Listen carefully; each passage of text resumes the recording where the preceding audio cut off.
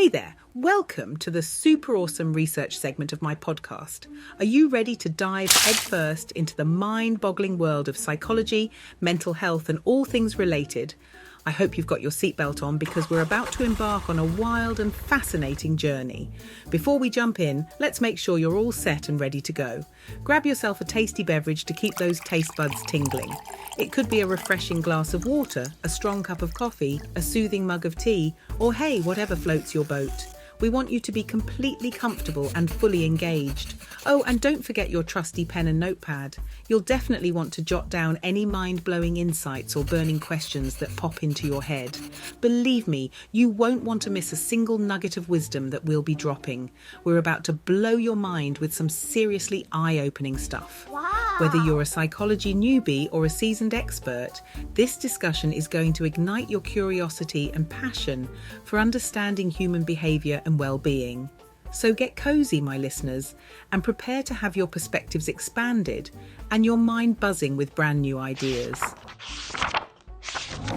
Selective accountability refers to the practice of holding individuals or groups accountable for their actions or decisions based on personal bias, power dynamics, or other subjective factors, rather than applying consistent standards of accountability across the board. It is a phenomenon that can be observed in various professional and social contexts. In a professional setting, selective accountability can manifest in different ways. It may involve favoritism, where certain individuals are exempt from consequences or receive preferential treatment due to personal relationships or perceived status. Conversely, it can also result in unfair scrutiny or punishment targeted at specific individuals or groups based on personal biases or prejudices. One common example of selective accountability is when managers or leaders overlook or downplay the actions of employees they favour, while being quick to reprimand or penalise those they have personal conflicts with. This not only undermines the sense of fairness and trust within an organisation, but also hampers productivity and creates a toxic work environment. Selective accountability can also be observed in the justice system, where individuals from disadvantaged backgrounds or marginalised communities may face harsher penalties compared to those from privileged backgrounds who commit similar offences.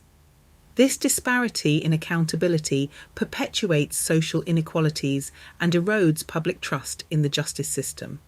Ultimately, selective accountability undermines trust, fairness, and productivity in both professional and social contexts. By recognising and addressing this phenomenon, organisations and societies can strive towards a more equitable and just environment for all individuals. In professional settings, selective accountability can manifest in various ways. Here are some common examples. 1. Favoritism.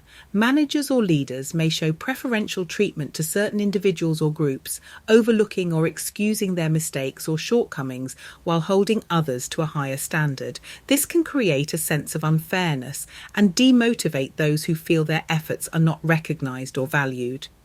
2. Blaming the scapegoat. When something goes wrong in a team or organisation, there is a tendency to place the blame solely on one individual or a particular group, even if the responsibility is shared. This selective accountability not only shields others from scrutiny, but also creates a culture of fear and mistrust. 3. Double standards. Different standards of accountability may be applied to different individuals or groups based on personal biases or power dynamics. This can result in some employees receiving leniency or escaping consequences for their actions, while others face harsher scrutiny or punishment for similar behaviour. 4. Lack of consequence for high-ranking individuals.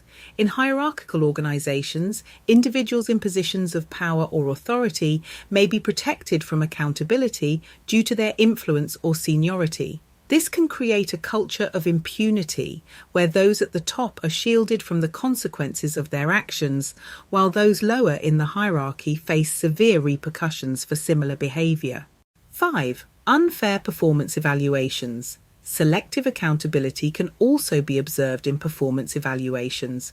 Some employees may receive inflated ratings or positive feedback based on personal relationships or biases, while others with similar or better performance may be overlooked or underrated.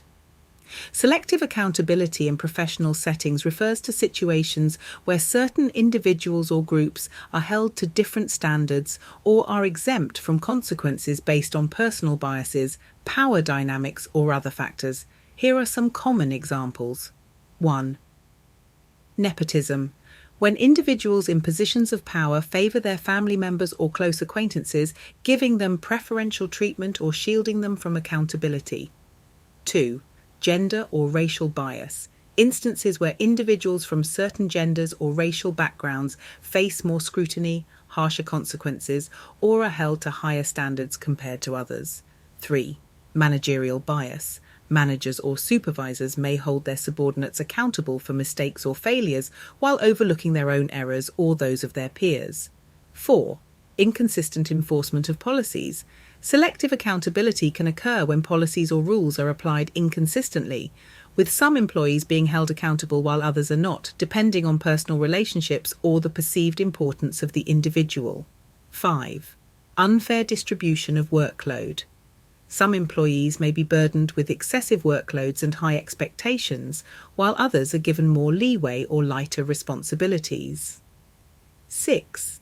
Lack of consequence for high performers, when high-performing individuals or top revenue generators are allowed to bypass accountability for their actions or behaviour due to their exceptional performance. 7. Ignoring unethical behaviour, instances where unethical actions or misconduct are overlooked or excused for individuals who hold influential positions or have valuable connections. 8. Political favouritism, when individuals who align with the ideologies or interests of those in power are shielded from accountability, while others who oppose or challenge those interests face consequences. These manifestations of selective accountability not only create a sense of injustice and demoralisation, but also hinder the overall effectiveness and productivity of organisations. And that's a wrap, folks. We've come to the end of another mind-boggling research segment on My Therapy Room podcast. And to all our listeners out there, thank you for joining us on this wild and wonderful segment. We hope you learned and maybe even pondered a few big questions along the way. Remember, the quest for knowledge never ends, so keep exploring, keep questioning, and keep embracing. That's what makes us beautifully human. Catch you on the next one.